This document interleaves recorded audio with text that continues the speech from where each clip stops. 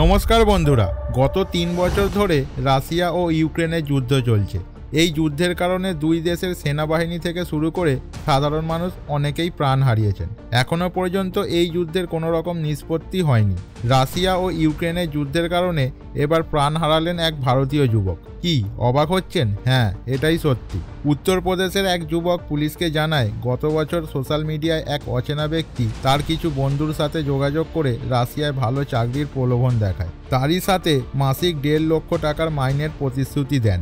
বর্তমানে আমাদের দেশে চাকরির কি অবস্থা তা কারোরই অজানা নয়। তাই কিছু ভারতীয় যুবক এই ফাঁদে পা দিয়ে রাশিয়ায় যাত্রা করেছিলেন। সেখানে জোর করে খুব অল্প প্রশিক্ষণ দিয়ে তাদের নামানো হয় যুদ্ধের ময়দানে।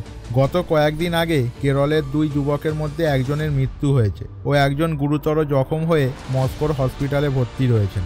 এই খবর পাওয়া মাত্র ভারতীয় বিদেশ মন্ত্রক রাশিয়া সরকারের সাথে যোগাযোগ করেছে। ভারতীয় বিদেশ মন্ত্রকের দেওয়া তথ্য অনুযায়ী এখনও পর্যন্ত 45 থেকে 50 জন ভারতীয় রাশিয়ায় আটকে রয়েছেন।